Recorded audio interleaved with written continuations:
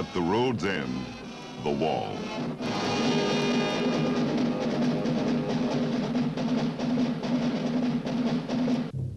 These are the people who move along the road. Some walk, some ride.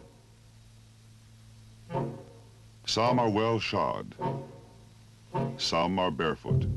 Some are so young they must be carried. Some are old.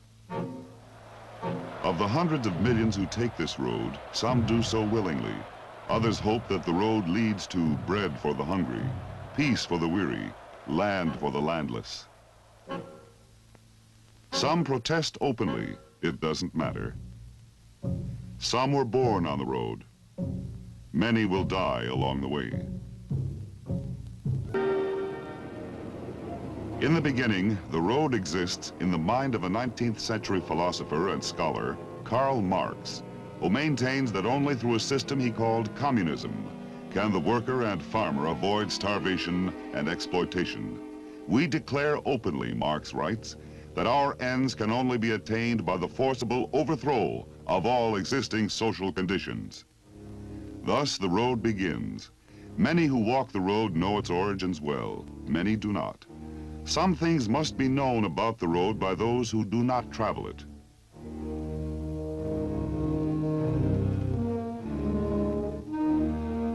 This is a one-way street.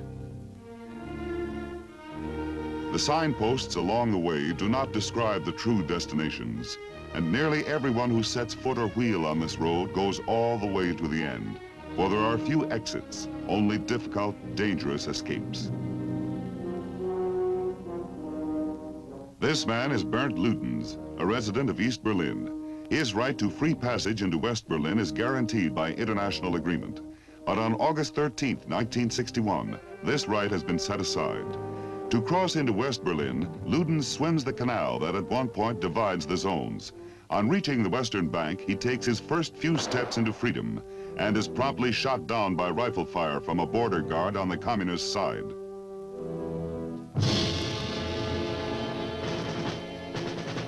To know why Bernd Ludens was shot down across an artificial border by a man who bore him no personal malice, we must look at the road. We must go back along it many miles and many years. Back from Berlin, 1961. To Havana, 1959. To Budapest, 1956. Koyakán, 1940. Kronstadt, 1921. St. Petersburg, 1905. Sunday, January 22nd. Under the Tsar, Nicholas II, Russia is ruled by a government of absolute powers. These people, the workers and peasants of St. Petersburg, are not here to protest against this autocracy, but to appeal to the autocrat. Under the leadership of a priest, Father Georgy Gapon, they have come to present a petition to the Tsar. We, the working men and inhabitants of St. Petersburg, come to thee, sire, to seek defense. We have become beggars, we wait. 250,000 people stand before the Winter Palace. But the Tsar, in fact, is not there. Nor is it his will that the petition be received. Instead, said the Tsar, Nicholas II, my autocracy will remain unchanged. Said Father Gapon, we no longer have a Tsar.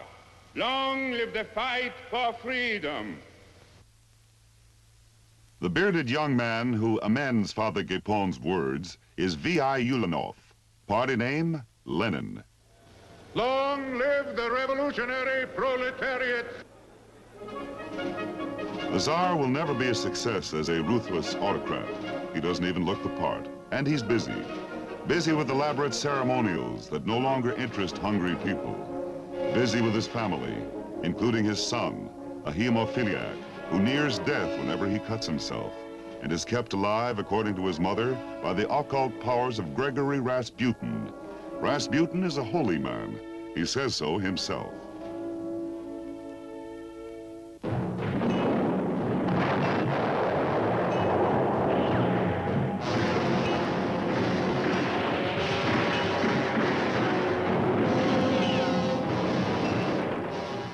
World War I may be hell in the West. It is pure hell 10 times over for the Russians. For them, no glamour, no airplanes. Divisions without artillery, companies without rifles, rifles without bullets. The Russian casualties from typhus alone exceed the total casualties of the Germans. At the front, defeat, disorganization, and lonely death. At home, starvation and poverty exceeding even previous Russian experiences.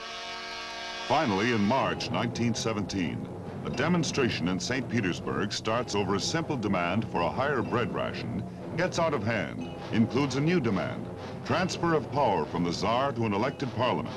The Tsar reacts in customary fashion, turns his troops loose on the demonstrators, but something goes wrong.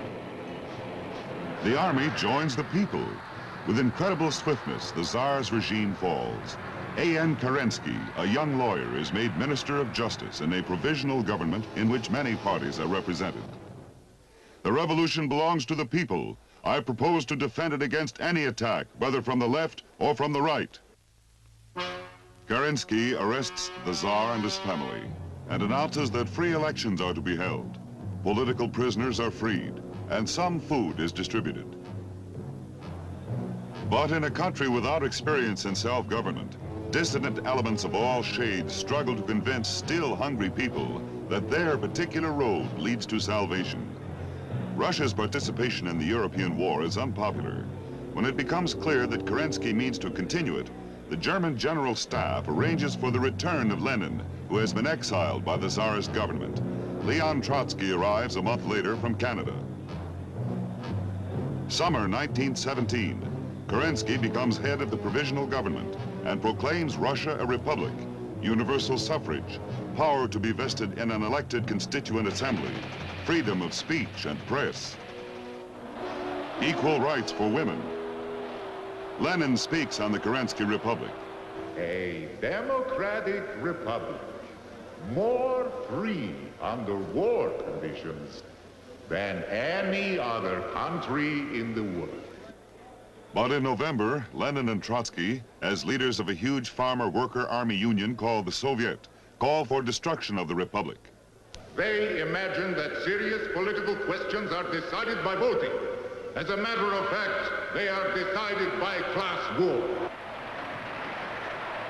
The class war is quick and relatively bloodless. Lenin's Bolsheviki seize the railroad stations, telegraph lines, electric plants, and government offices, and declare themselves in business. On November 25th, the election Kerensky had called is held under the control of Lenin's Bolsheviki, who, to their amazement, lose 3-1. The assembly thus elected meets under the guns of Trotsky's Red Army, refuses for a time to turn power over to the Soviet, but finally leaves the building. The following day, a few thousand citizens gather outside the building to protest against the dismissal of the assembly they had elected, and are promptly shot down by Trotsky's Red Army. Not by voting, by class war. Citizens of the Soviet Union still vote, but not since November 1917 has more than one name per office appeared on the ballot. The assembly never reconvenes. Power passes to the Soviet, which Lenin controls, and from there to the Council of Commissars, where Lenin's power is absolute. This is the dictatorship of the proletariat, a power won and maintained by violence, power that is unrestricted by any laws, resting directly on force. Keep this well in mind. Lenin makes peace with the Germans, but now a genuine civil war breaks out in Russia. The White Russians rebel against the Reds' peace effort. Allied troops fight to keep Russia in the war. Cossacks fight for both sides. Tsarists rise up to restore the monarchy. The Tsar and his family are executed. And the Cheka, first of many Soviet secret police groups, becomes active. Arrest without charge, imprisonment or exile without trial, disappearance without explanation, all become routine. But Lenin complains. There is still too little ruthlessness. Not because we lack determination, but because we do not know how to capture enough profiteers, marauders, capitalists. The signposts along the road read, peace, freedom, and bread, because they understood that freedom and bread could be theirs only when peace was obtained. The workers and sailors of Kronstadt have fought a bloody civil war. Now, on March 7th, 1921, they mill in the streets, asking for freedom and bread. Finally, at 6:45 in the evening,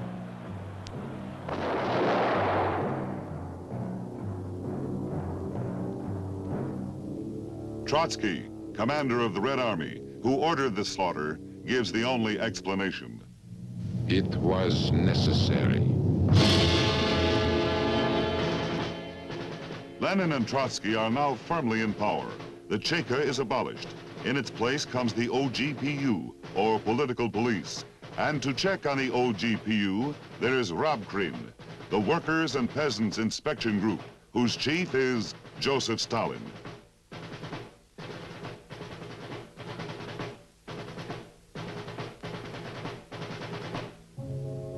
He disputes Trotsky's position as Lenin's second-in-command and heir apparent.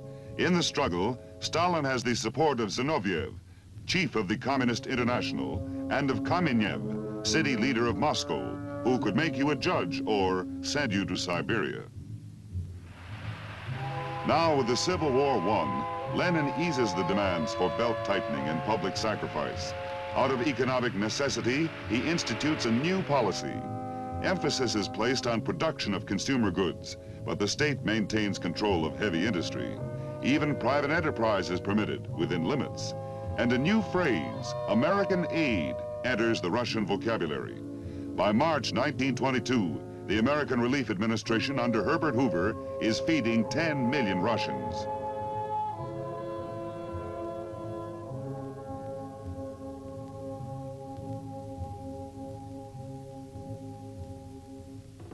But in March 1923, Lenin suffers a stroke.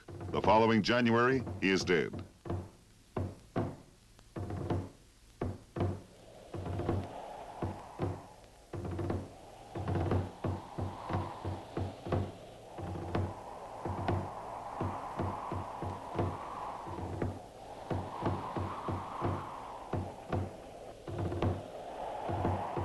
Stalin, Zinoviev, and Kamenev force Trotsky into exile.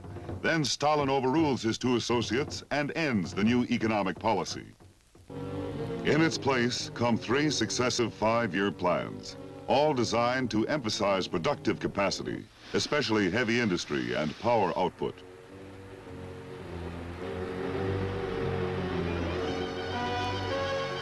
From 1928 to 1941, Russia's industrial capacity rises nearly 300%.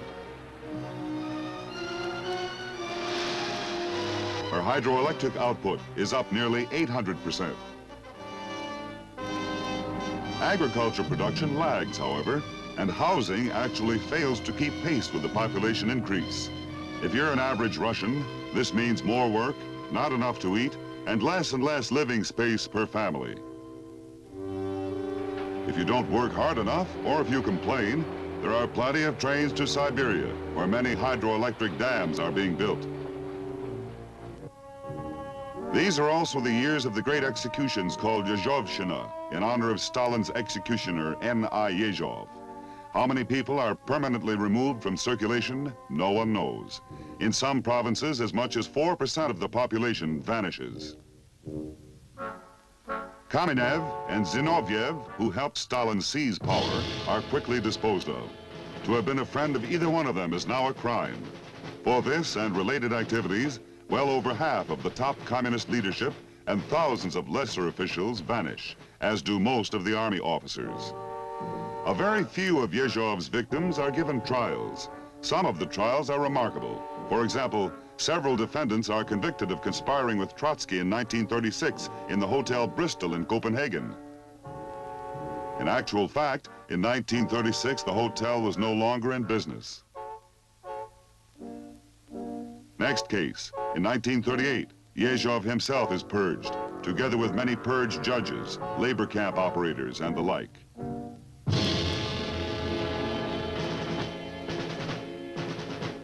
Coyoacán, near Mexico City, August 20th, 1940. A young man plunges a mountain climber's axe into an old man's skull. And the exiled Leon Trotsky is dead.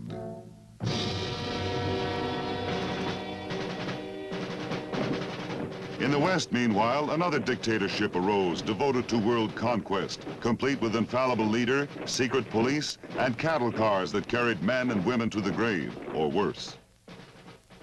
Vor uns liegt Deutschland, in uns marschiert Deutschland und hinter uns kommt Deutschland. This is the time of the Popular Front. All who would make common cause against the fascists are welcome. But even as the pickets march, the Popular Front is changing. On August 23rd, 1939, Molotov and Stalin for the Russians and von Ribbentrop for the Germans undertake to divide the world between them.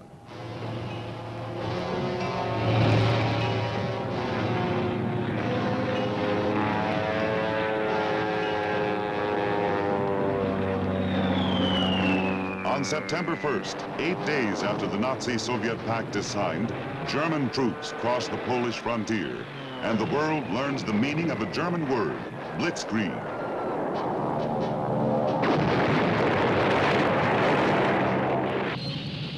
On September 17th, the Red Army crosses Poland's frontier.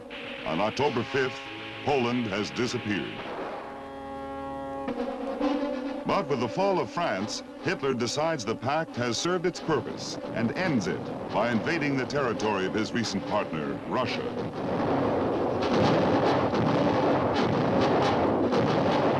The turning point of the German invasion of Russia comes at Volgograd, then called Stalingrad. When the war ends, Russia acquires as spoils of war eastern Poland, Bessarabia, Subcarpathian Ruthenia, East Prussia, northern Sakhalin, the Kuril Islands, and portions of Finland.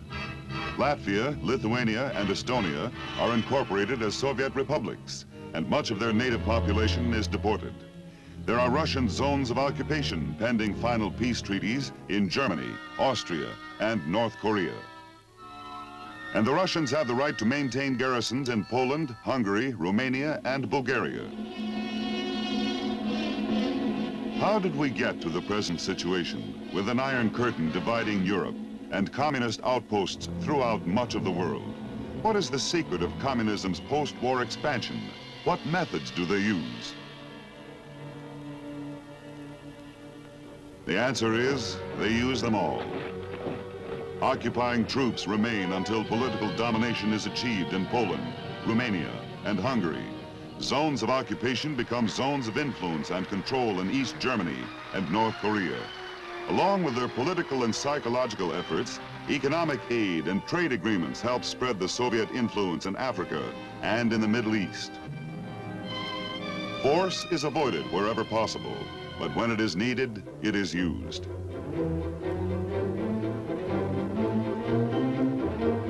The expulsion from the mainland of the Chinese nationalist government is a military exercise complete with artillery, tanks, infantry, amphibious operations, casualties, and refugees. Subversion is, of course, an important technique of communist conquest. Czechoslovakia in 1948 is an established democracy in Eastern Europe. Suddenly, a rash of strikes. Conservative elements are forced to resign from the cabinet. Communist deputies pound their desks. As the street demonstrations reach riot proportions, police brutality in putting down the riots is charged, and the communists take over the police. On February 25th, informed that the alternative is civil war, and aware of unmistakable threats of invasion from the Soviet Union if he does not capitulate, President Beneš accepts a communist cabinet. But Jan Masaryk, son of the country's greatest hero, will not go along and remains in the Foreign Office. 2 weeks later, his dead body is discovered. Whether he was murdered or killed himself is not known to this day.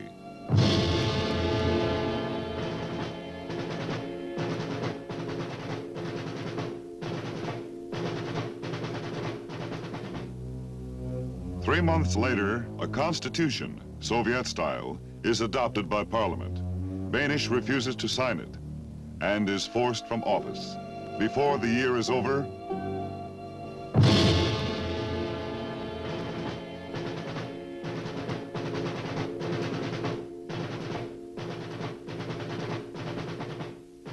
Czechoslovakia, like its heroes, Benish and Masaryk, is dead.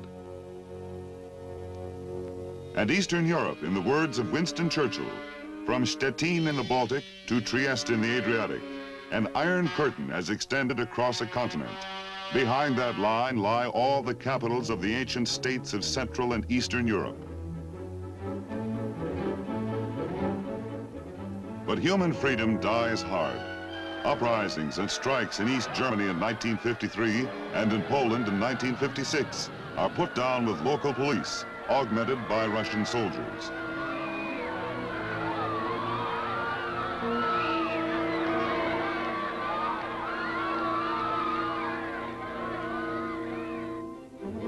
Budapest, October 1956.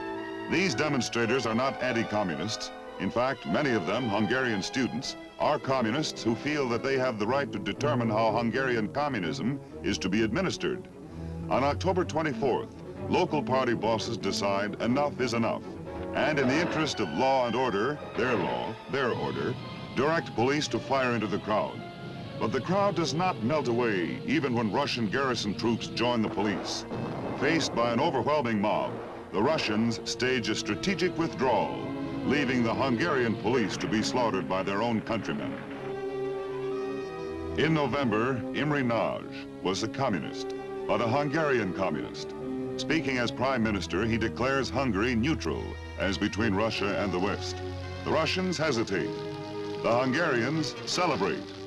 But hesitation and celebration end soon. An entire Russian army invades Hungary and crushes the revolt. Nagy visits the Russians under a flag of truce to discuss surrender terms. June 17, 1958, his execution is announced.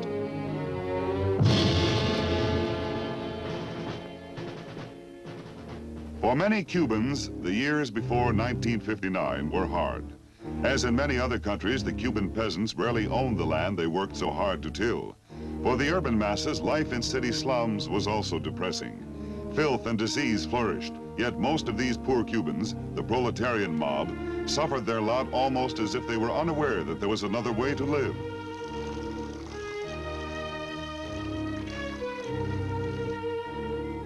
When Fidel Castro is ready to come out of the Sierra Maestre, his support is based not on the poor, but on the middle class.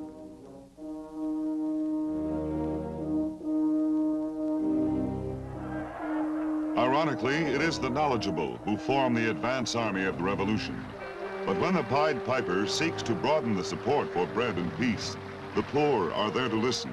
Many believe, few doubt. The revolution is a success. Castro's brother Raul is a self-proclaimed communist. His close associate, Che Guevara, had participated in the unsuccessful revolution in Guatemala. But in the enthusiasm of the revolution, few Cubans, even in the middle class, believe that Fidel Castro will ever turn communist. At first, he promises free elections. He acknowledges many of the traditional rights of citizens and the established institutions of government. But the elections never take place, and the government quickly becomes an instrument of coercion. The takeover is a success.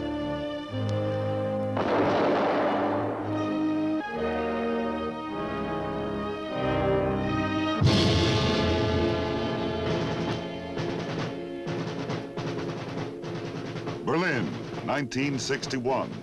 The road has almost reached the present.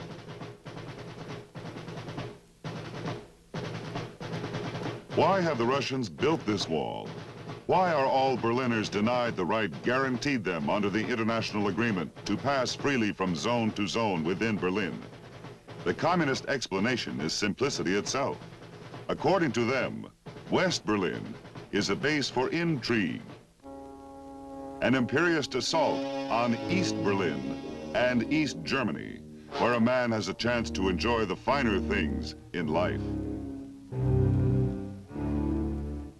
But Bernd Ludens was going the other way, east to west, and so was every other casualty at the wall. The free passage of people between East and West Berlin was the only critical gap in the Iron Curtain.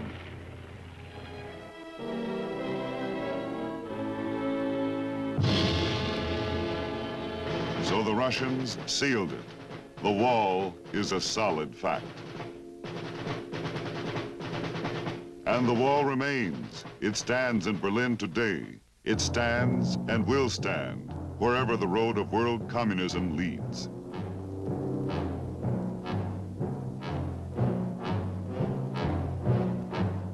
Someday, according to its builders, it will surround not merely the world, but the moon, the stars, outer space, the universe. Their objective is clear, but so is ours. They intend to put the world on their road. We intend that the world shall be free, each man and each country to choose the road that suits him best. To achieve our objective, we need, above all, to understand. Each new threat must be met, force with force, as in Korea. Threatened military action with military aid, as in Greece and Turkey. Exploitation of economic weakness with economic aid and cooperation.